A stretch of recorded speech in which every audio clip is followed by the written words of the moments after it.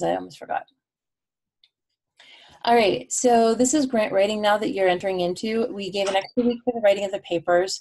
So we're really kind of compressing the class a slight bit compared to what we originally intended. That's why this week is a little bit of a buildup, kind of a smush together of things, and I'm wiggling some dates around.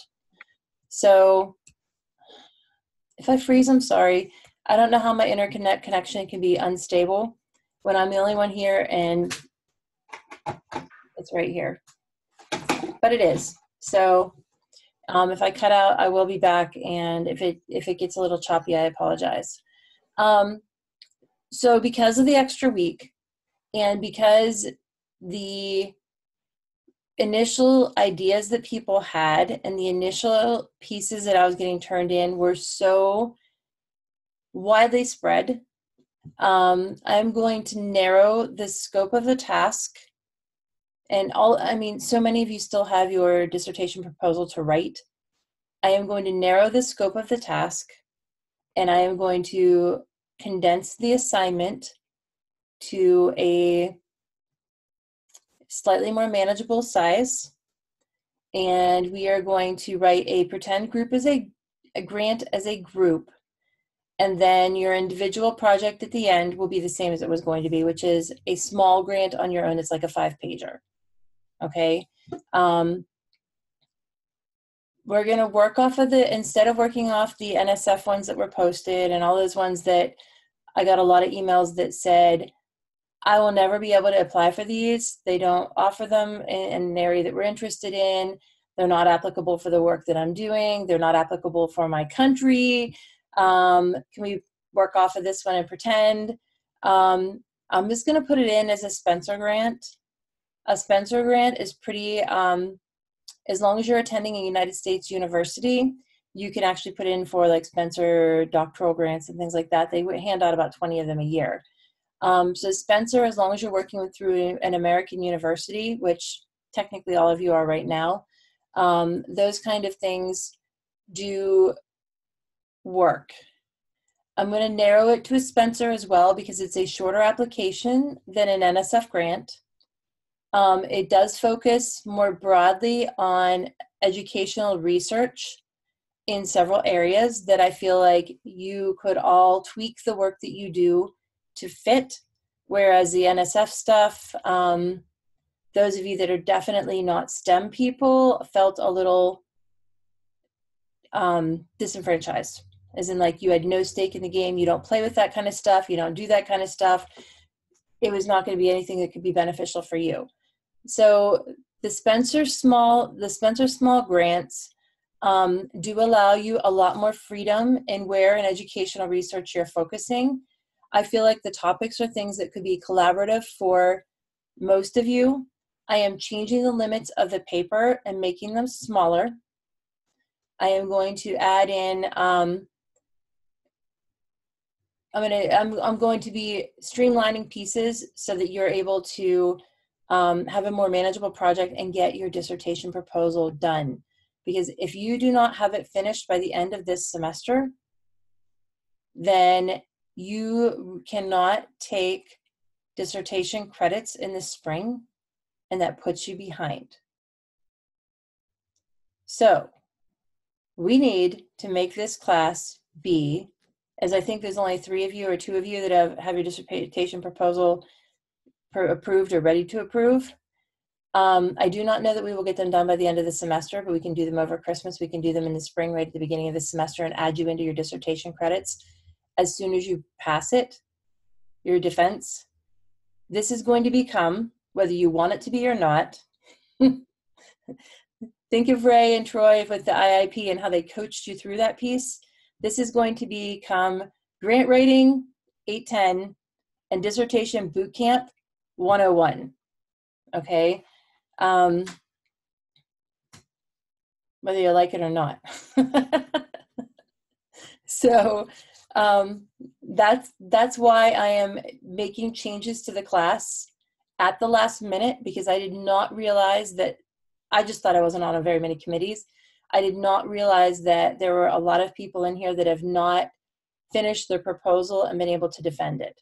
So after speaking with a couple people today when we were starting to grade the comps or to pass out the comps to get graded, I think that that's going to be the most beneficial for you guys if we do like 2/3 the grant writing and a third of like kind of coaching you through your dissertation credits, and you have your other dissertation credit that's supposed to be balancing out with this to kind of spend the rest of your time working on. If you have a problem with that or an objection to it, please let me know.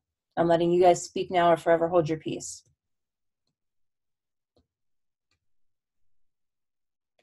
My objection is I'd like to have 2/3 dissertation, 1/3 dissertation. Okay, if you really want to think of it this way, I'm giving you 4/3 dissertation writing and 2/3 grant writing this semester based on your course distribution. So it would be nice if I could do that, but I need to get through the actual like part of the class that you're supposed to be learning, because for some of you grant writing is important to your position, and this possibly could be beneficial for you. I will tell you that my background on, oh, look at the baby.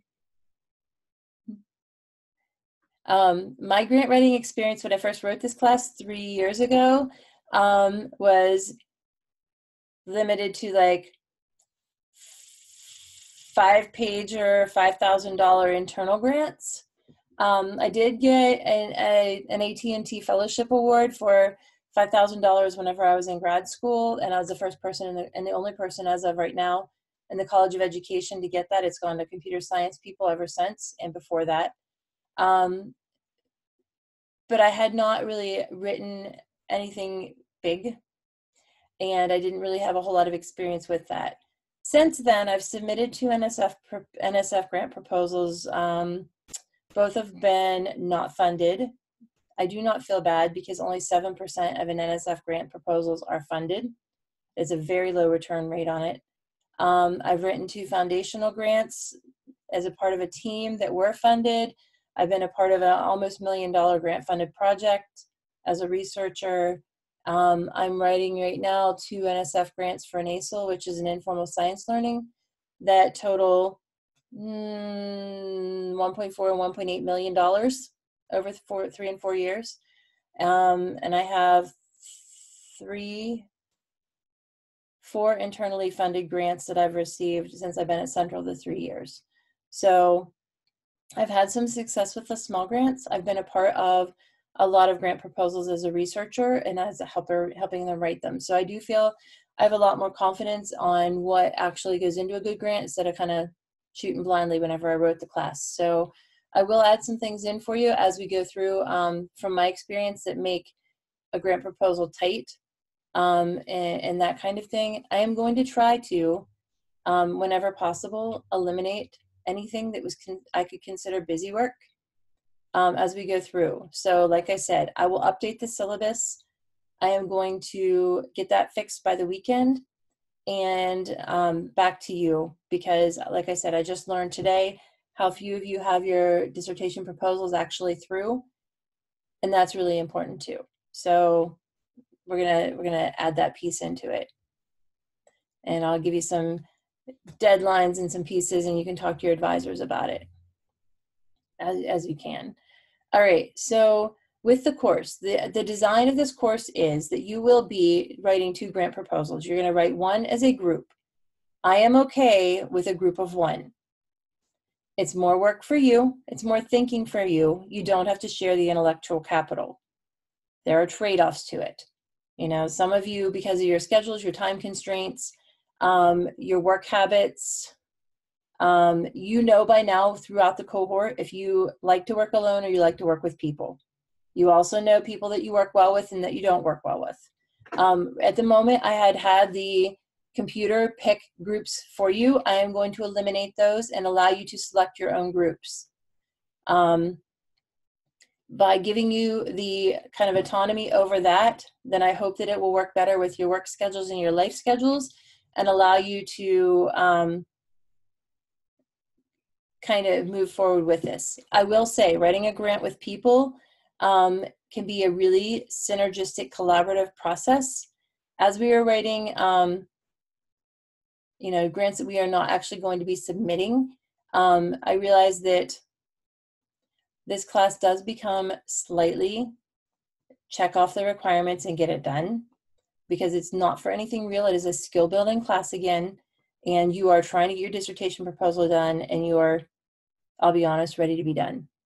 By the way, 10 years ago today, I found out I was accepted into the grad program at Penn State. So this is my holiday, besides Mole Day, which I have to show you my shirt.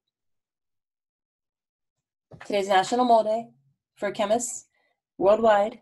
On 10/23 from 6:02 a.m. to 6:02 p.m. we celebrate National Mole Day.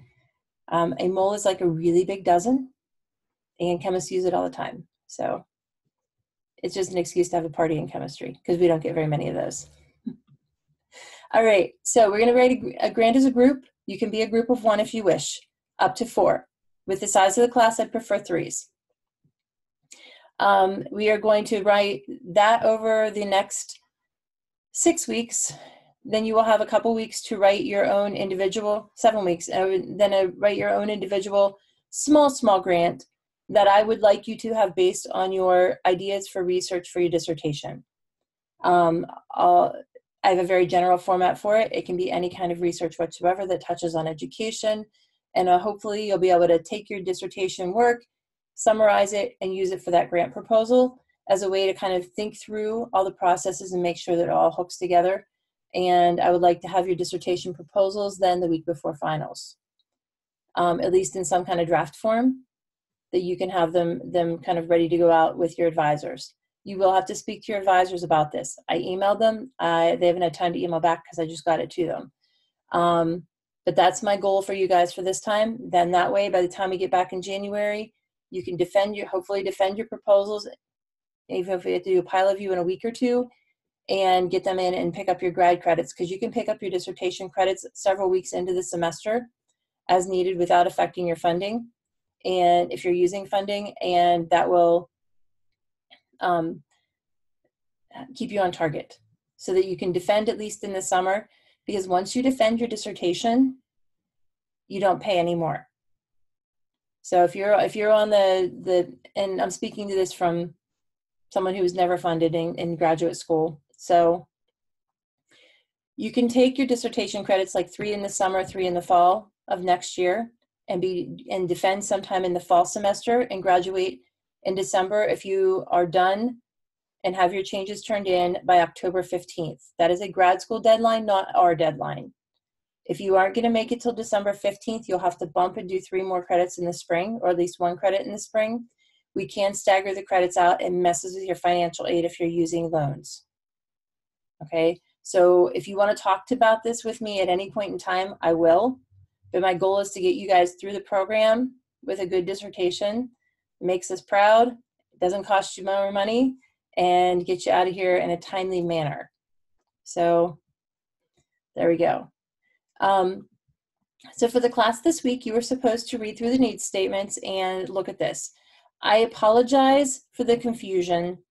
Because we were a week off, I missed the one little piece, the one comment in the announcement that said to have your own personal needs statement ready for class tonight, because I know we're a week behind now from where we were originally going to be, because we took 3 weeks to write question number 3. So because of that, if you don't have your own personal needs statement right now, that is fine. If you are already have it kind of drafted, then hopefully you'll be able to think through how to use it with the Spencer that we are going to now transition to, instead of using your own individual grants, to make it easier on everyone and be able to streamline it more. All right, so there was actually a place in the class that had the needs assessment grants. This is in week 9. I'm leaving you a link to the page. So if you're logged in, you'll be able to come up to that. The needs statement has needs assessment grants, and then whenever you download that file, there are several needs assessments in there and an evaluation.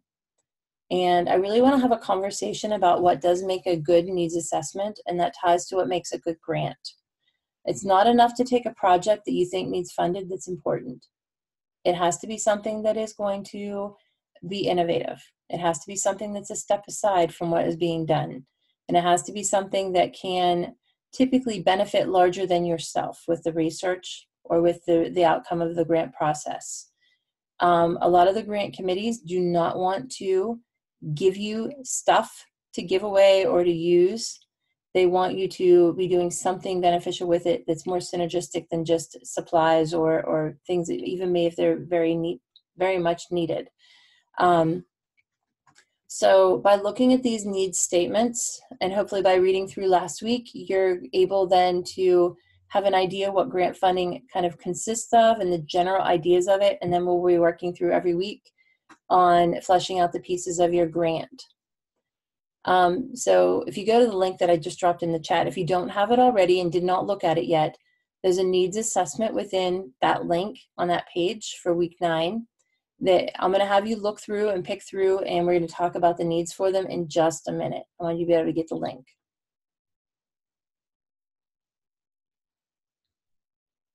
Or get the document, I'm sorry. Does everybody have that?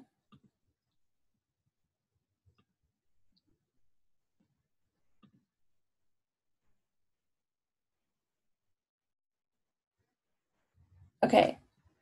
So if you're looking at the needs assessment paper, there are four needs assessments that are dropped in there. Those are actual ones that Michigan State has used in a grant workshop that were turned in for grant proposals through them.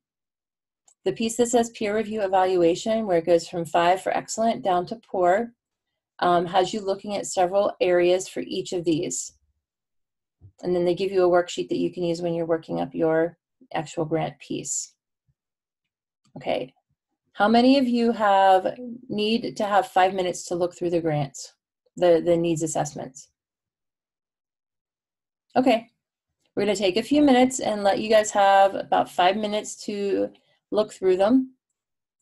Just kind of try to skim through them, look for the pieces that are listed on the evaluation, and at 29, we're going to talk about them. Okay, since several of you need to take a little look. So go ahead, do that.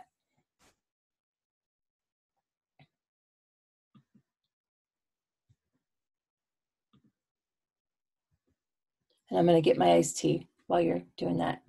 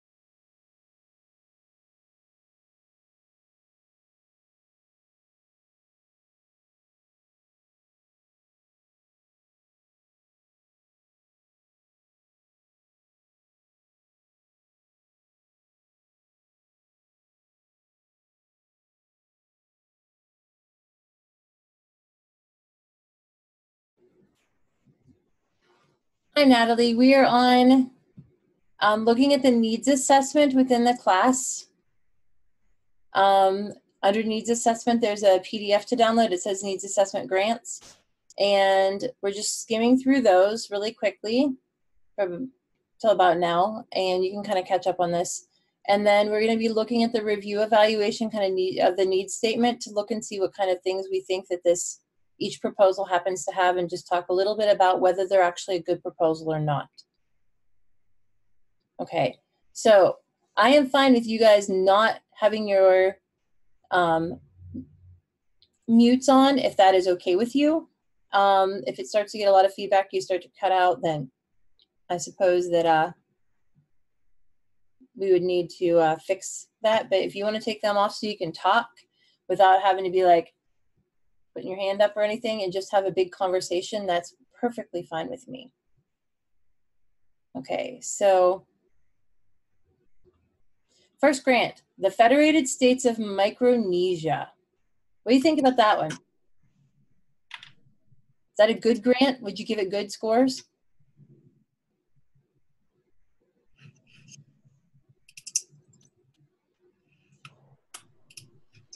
I really like that one. It was distinct. We didn't get too deep into the weeds. At first, I didn't know where Micronesia was, but they answered that question in like sentence number 2. And they got right into what they're doing and why they need it and why they're justified in having it. So I thought it was one of the highest ranking examples we looked at tonight. Okay. I'm the opposite. I gave it very low scores. Mostly just going quite firmly by the criteria. I didn't feel like they had very much evidence at all. They had one statistic about their problem, and I didn't see a clear link between that statistic or any proof of the link between that statistic and the problem they were arguing for. So I also thought that they were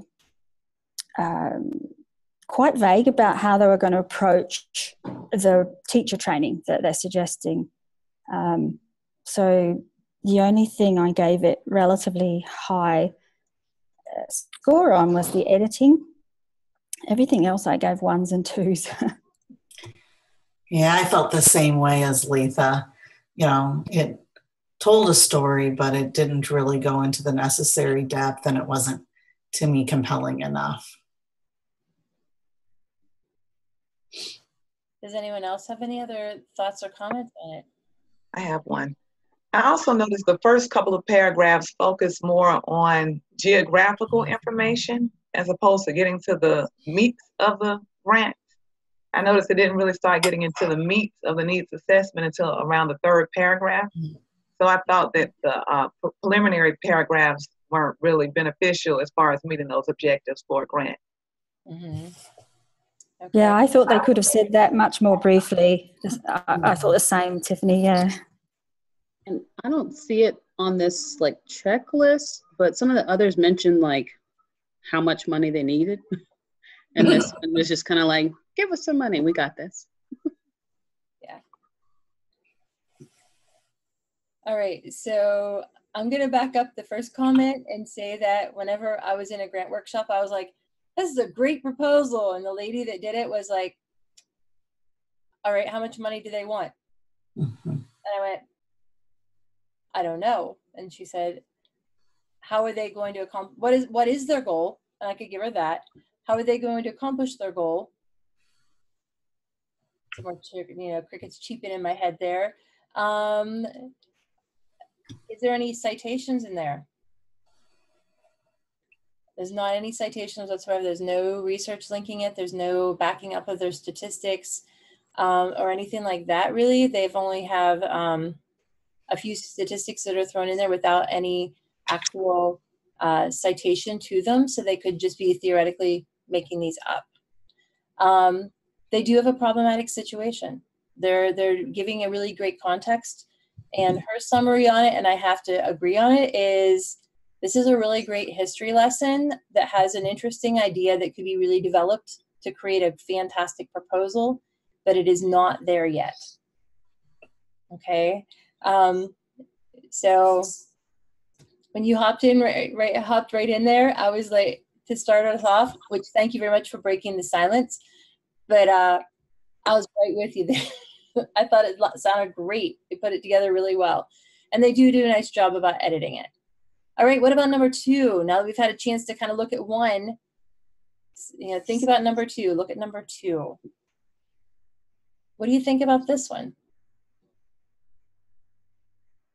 So same thing in that there's plenty of good information in there, but there's nothing to back it up. It's like they have a lot of potential good statistics, but what do you mean it's the largest trading partner? Says who or says what? Where are the increases in population coming from, and what are the business opportunities that are growing? And there's good information in there, but it needs to be backed up. What are some of the rest of you see? I thought the same. So go ahead, be mean. I thought the same. I thought I even recognized where that one came from.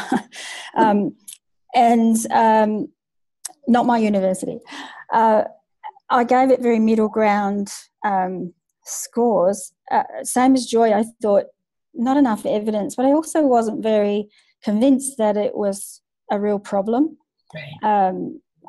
I could see what they wanted to do and why it's a good idea, but I thought if the funding group was keen to see that their money was going to go to something that had a high level of need, I didn't see that in their statement.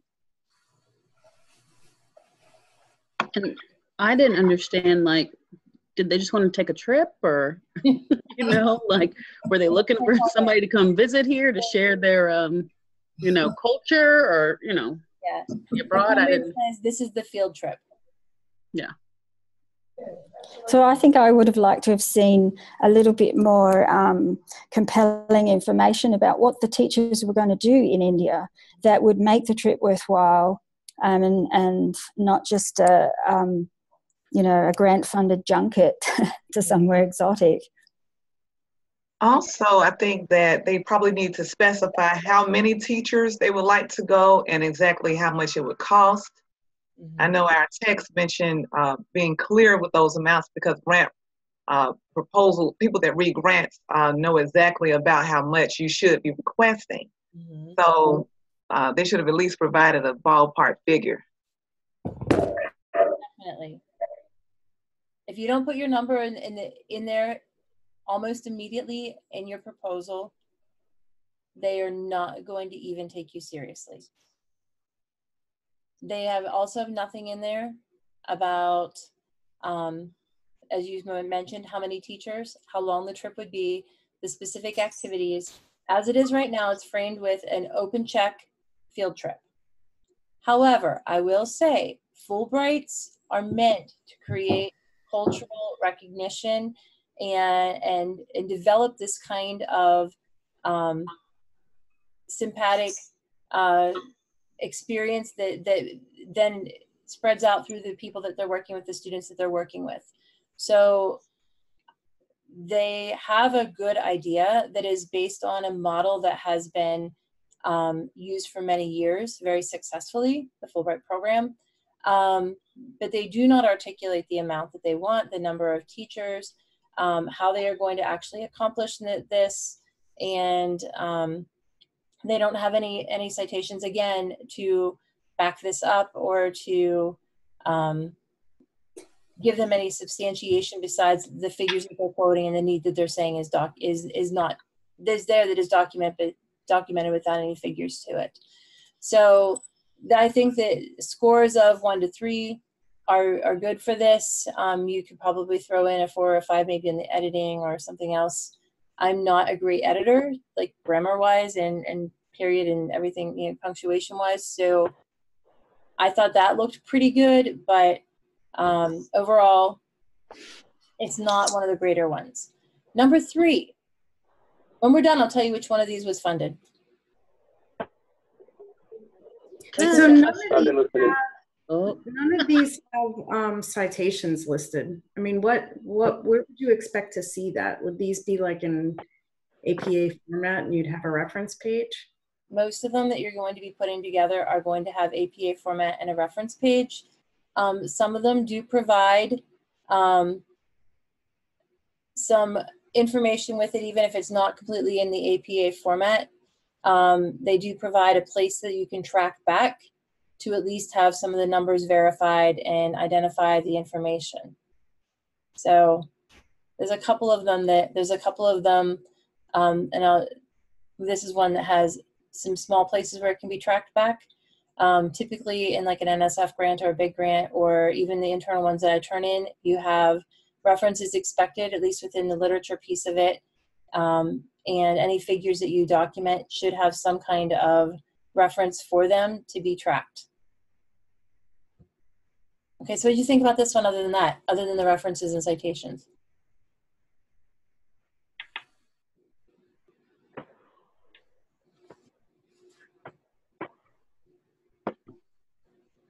For the career planning grant, Yes. I noticed that they mentioned they would have one class for soft skills and one specific area taught over 4 years. And so that would be 4 courses discussing a specific area that the students can apply to for jobs. But I think they probably need to have more than just 4 sessions. They mentioned $12,000, and perhaps they may be about $3,000 or $1,500 a piece or something like that. But maybe they can specify how much each class will cost, and perhaps they can get more than 4. Perhaps they can hire some more consultants and get a wider variety of career options for the students to select from, as opposed to just 4 options. So I've been listening intently, and this number 3 that we're looking at now, I thought the evidence of them having a prior experience is wiser for people 1100 in career government workshops from the University of Minnesota. So they had credibility there, and that they've already received money in the past. I thought that requesting more based on that was pretty clever or effective. As a grant leader, I'm like, okay, they've got money in the past, maybe we can go ahead and give them what they're wanting now. Some pressure. Yes. I'm going to go out. I'm going to go out on a limb and say I'm tipping this one is the one that was granted. I think so. I thought it was pretty good. I didn't rate it very highly on one thing, and I think that was maybe Editing. Editing, yeah. But I got a very clear sense, succinct sense of the problem and what they were going to do. And like Derek said, they had some credibility, and they gave the source of the evidence that they, not very much evidence, but yeah, I think this one was quite good. Yeah. To summarize, this one was the one that was funded. Yay. Yeah. So you have a good eye for these things. The reasons that it was, some of the reasons it was funded. It's a very targeted sector. They did have the previous funding, and so they've showed success that they can actually carry through on their plan to do this. The budget was appropriate for the amount of things that they were requesting to do, or saying that they were going to do. Because if you promise the world on a dime, you're not going to be able to do it, and they know you're not going to be able to do it. So you're going to have to request the funding that is actually adequate for what you need to do, or else scale the project so that you're focusing on something that is able to be done with the budgets allowed and the people and personnel allowed. So with this was funded. It was a little while ago, so the numbers are probably a little low, like 1,100 and like 12,000. That's probably not enough to carry off even the 8 little workshops that they're having to each year for 4 years, because things are really expensive, as you'll see when you start doing your budgets. But this one was actually a pretty well written grant. They have a specific need. They have a specific problem. They say what they're going to do. They tell you how you're going to do it, and they present a kind of compelling case. Sorry, I was rolling with that instead of this. A compelling case for it. All right, what about number 4? Number 4 is the chemical dependency treatment.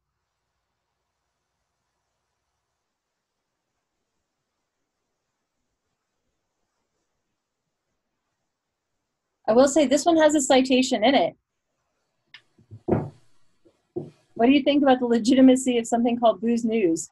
I think that was the first thing that turned me off. I reread that first statement. I was like, really? That's your opener? I mean, it is fitting if they're going to talk about drinking to have it be Booze News, but you know, the Journal of Chemical Dependency or something like that may have been a better choice. So what about this? Do they have enough of the problem given that it makes it important, compelling argument that this should be funded? I like that they talked about the consequences of chemical dependency on school for students who exhibit that. So I thought that was a good point to bring up. But then they talked about, I think, $53 billion worth of consequences that can occur from chemical dependencies. So I thought they had some pretty good facts that they listed regarding the problems that can occur with chemical dependency. My issue was, I'm sorry. Go, Tiff. I was going to say, my issue is like, where is it happening? You know, like it seemed like it was, like they threw out some really big numbers, and are you trying to serve the entire United States, or, you know, who are you trying to help exactly? If it's Hazelden, they are serving the United States. Probably even greater, you know. And much like both Tiffany's, I thought maybe they could have picked one area that they're certainly not going to affect all of those areas with this grant. So pick education, the impact on education or something like that. And then, because all of that stuff was so long, it was all of the first page and a bit of the second. So focus in on something, be really specific, and be brief, and it would have come across more compelling. Because like Joy, I was like, Booze News, is maybe that's legitimate? I don't know, but leaving that aside, it would leave people thinking, well, are they going to change the world with all of these problems? As opposed to, oh yeah, they're focusing on a specific problem, perhaps within a specific community, and it might have come across better. Well, it's like they ran out of funding from their own donors that fund that organization. And it was like, let's just write some grants to figure out a way to cover our costs for the year or next year or next 3 years, as they say. So one of the things I noticed is that it was very focused on the negative and not focused on the change that they're trying to accomplish. So it said, you know, these are all the problems. This is how bad it is. It's really a significant problem. And then I picked up on the point where they were like, you know, they have problems with cognitive abilities, lower cognitive skills, and shorter attention spans. That would have been the perfect point to segue into. But the few people who did have this kind of treatment program were able to turn it around and then throw in all these stats and say, this is how effective this program is, but they can't afford it. So they had a real opportunity to kind of segue into something more positive about the results that they were seeking, instead of focus so badly or so significantly on the problem. To give you the secret on this one too, it was funded eventually. They asked them to rewrite it and resubmit it because they believed in the problem and the solution that they were proposing. And here's why. They have a previous track record. They've already been working with these people for a long period of time. They have some positive things that they're finding and some ways that they're impacting the community at large with what they've been doing. They did run out of funding. They were kind of scattershot applying, which does not typically work. It's a lot of wasted effort in order to try and roll some more money into it. They were lucky with the Kellogg Foundation that they were willing to have them rewrite their grant retarget it, and then provide the money. The amount that they were asking, the 600,000 over 3 years, if it's within the scope of the grant call for proposal, which we don't have access to, so this seems like a lot of money compared to the other ones, but in consideration to some of the calls, if they're letting you ask for up to $1 million or something like that, this doesn't end up being that big in comparison. They really did not delineate in this proposal what they were going to do with the money.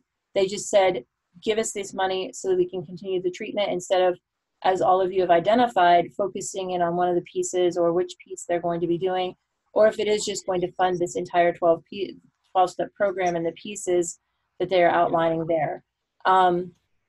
They were also asked to scale it back and make it shorter and more concise.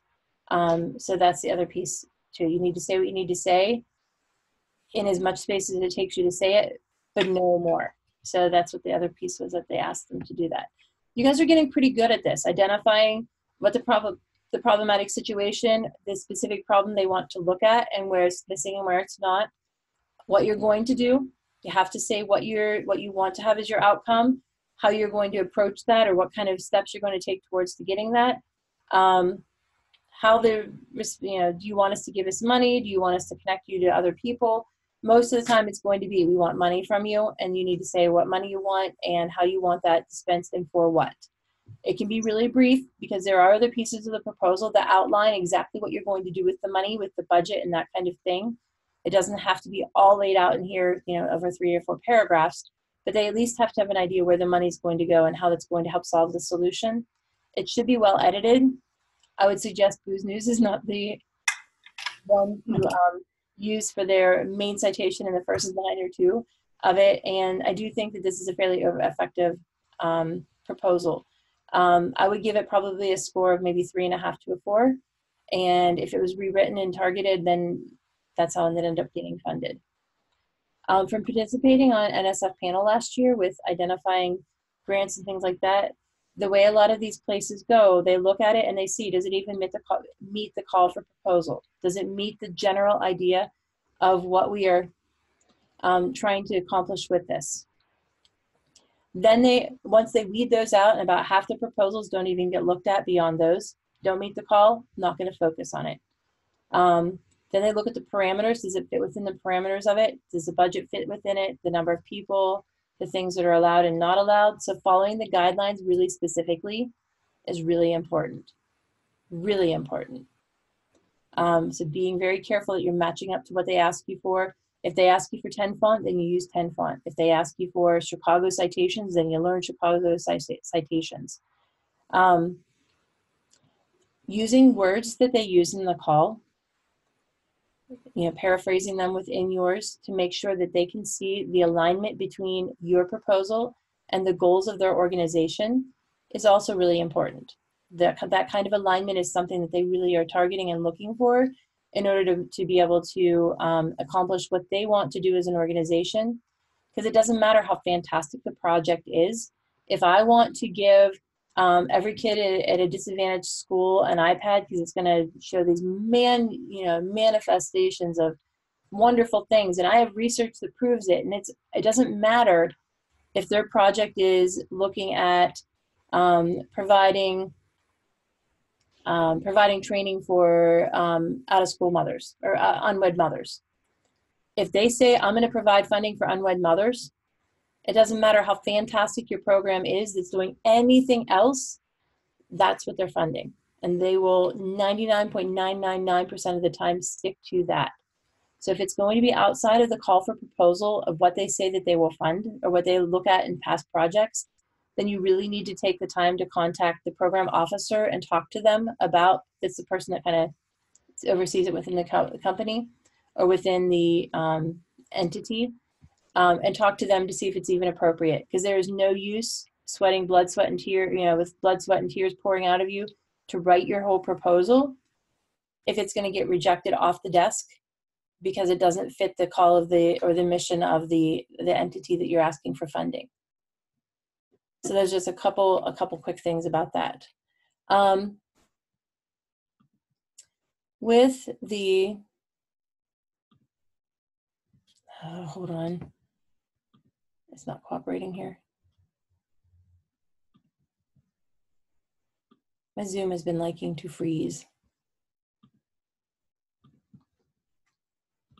All right, so within the course, I've moved some things around, and as I was saying, I am making some changes to streamline things and to try and make this a little bit more manageable with getting your proposal done for your dissertation, as well as make it something that everyone can actually feel like is in their wheelhouse, and that they're not, you know, your expertise is here and you are being asked to do something over here.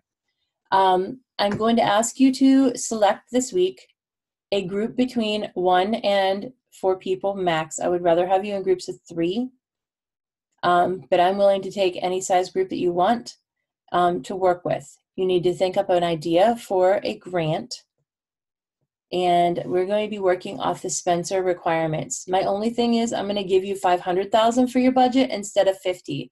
So we're dropping a 0 in here, because I'm telling you that $500,000, when you start looking at school programs or educational programs and you take into account the actual budget, does not go very far. Anyone that's dealt with some grant work can tell you that it's eaten up with indirect costs and things like that, that cost of the facilities, whatever, that you don't even take into consideration. So I'm going to give you $500,000 for this. Otherwise, we're going to work off of this.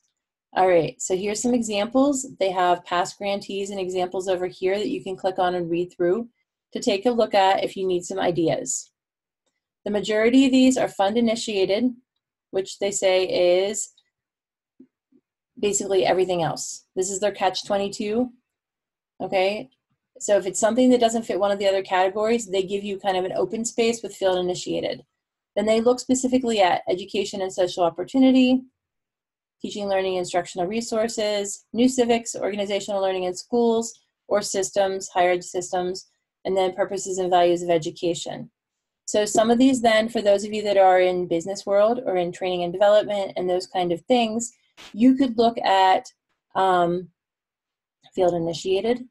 You can look at, you know, the relationship between education and social opportunity if you want to look at a training kind of program. I'm not sure where your research interests have kind of gone since I had you in class last summer. So I let the computer match you up, and then I was like, I don't know if that's a good idea.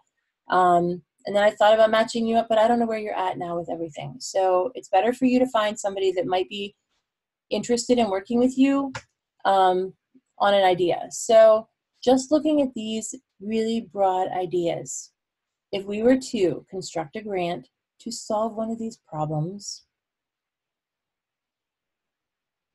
okay, a lot of you have posted in the forum, and a lot of you have been thinking about some ideas for solving problems within an area close to you and identifying a grant possibility for things with that. So think about it from this standpoint. What kind of idea did you have in the past? I'm going to get you out of here quick. But what kind of idea did you have in the past that you were thinking of working with or thinking of using for your grant proposal to start with? And do you think that it could be applied to this? Am I frozen for all of you? No? Okay. Not now? Good. Like I said, for some reason my internet decides to conk out every now and then. All right, so do any of you have ideas that you think might fit this, or is this something you're gonna have to think about some more? I feel like I would need to think about it some more. Okay. But the interesting thing is, after messaging you and saying about, you know, not being able to apply for the grants, the director of the centre I work in, she said, what about the Spencer Foundation? So I went and had a look and saw that they fund, you know, international as well as, and I was already thinking about how my stuff might fit in, but I haven't thought very deeply about it. And also obviously depends on the group I end up in and what we decide to do. Well, like I said, if you want to work in a group of 1, if you have an idea that you don't think fits, I'm fine with you guys all working in groups of 1 if you want to. If you have somebody you want to work with, or you want to kind of hash out some ideas, kick around some ideas with it, I'm fine with that too. I know that I should have thrown this at you last week when you started looking through, but I mean, really last week I wasn't expecting you to latch onto one and go with it. I was kind of thinking you were going to look at these and be like, oh, this one might be good. This one might be good. But some of you were like, well, I'm going to do this, and we're really running off with it by the time you email me some things.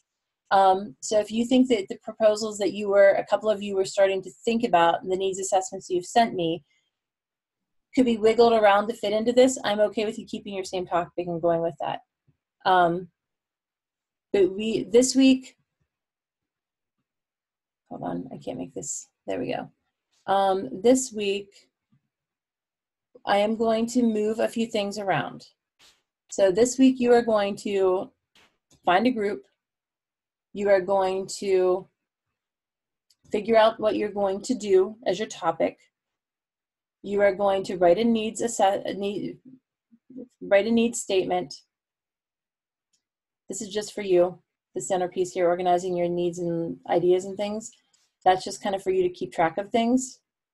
And then I was going to have you start to draft out your assignment. I'm going to move this to week 10, and I'm going to shuffle things around because I don't think that you're going to have time this week, logistically, to pick an idea with a group and write your needs statement and really start working on this as a whole. So, Jen, I'm asking you a question. I'm confused. Sure. So the needs statement, is it a, like, I have an idea, you have an idea, this person has an idea, and we're all going to write a needs statement on our idea, or we're all going to come up with a topic and write needs statements separately, or we're writing a needs statement as a group to turn it? I'm confused. I would like you to pick a group because I'm going to move the assignments around, so you have less to do this week. I would like you to pick a group, pick a topic, write your needs statement together, because otherwise I'm making you do busy work, and I don't want to do that. So I'm going to slide the big assignment with the paper over to the next week, and maybe even over 2 weeks, and have a couple other pieces built in with it so that you have a little bit more time to work through your proposal pieces on it, the lit review, the methodology, those kind of things. This week, what you're going to need is a group, a topic, an area on the Spencer Foundation that you're going to target your group towards, whether it's field initiated or one of the other ones, and a general idea of what you're going to do, and make up a number figure of what you're going to use for your budget, because you won't know that until the end. Okay? So, and I'll rewrite the assignment for that piece too, that your budget's going to be a fake number. You're going to ask for $500,000, however that ends up being spent. Okay? So that's what we're going to do this week. Next week, we're going to work on the project design for what you're doing for the grant. I think the week after, we will work on the research piece that goes along with what you're doing for the grant. And then I'm going to wiggle in how you're doing your budget across those two. So at the end of week 11, you're probably going to have a big chunk due. And then a lot of the stuff that's going to be due after that will be the little pieces like, who would you collaborate? Make up a letter of collaboration from the person you think would be a good collaborator. Make your Gantt chart to show how the work is going to be divided and how it's going to fall across the whole thing. Those kind of pieces are checklist items. Once you have your other pieces written, they're easier to do. So I will update all of this over the next 2 days or 3 days to restructure this, and also drop in your dissertation deadlines, your proposal deadlines that I'm going to have you do. I'm not going to tell you if it's good, or I'll tell you my ideas on it. I'm not going to tell you if it's acceptable or not. That's something you have to work with your advisor for, because they're your advisor, and I'm just going to be coaching you through. So that those pieces I'll also build in. So I'm going to basically revise the whole class in the next 3 days for you. But all you need to do for right now is get a group, pick a topic. It can be a group of one if you want it to be a group of one. I'll fix that on the side so you can make your groups. I'm going to suggest you work in Google, using Google Docs, so you can share your documents and one of you can drop in the link from everyone for your group Once you have your groups signed up in the side over on the side where it says groups, I'll take out the ones that I put in there that were randomly selected so you can put in your own. And then that'll move on from there. So basically all you have to do then this week is get everything that you didn't have done from before with your CV and your bio and that kind of thing down through where it says needs statement. And if you have a little more time, you can start working on the organizational needs, literature, project ideas, research thoughts. The rest of the stuff, group assignment and that, I'm going to kick them to the next piece. Sound reasonable? Good. And I'm only 4 minutes over on time. What kind of questions do you guys have?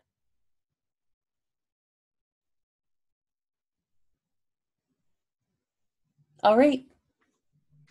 I have office hours right before class. Every week I sit on here for an hour. You can drop in at any time. You do not need an appointment for that. You can call me, email me, text me. Email and text is probably the best, and then we can set up a call if you need to. Anytime we need to talk, get in touch with your advisor about your dissertation if you need to. Other than that, I will say we're going to stop recording.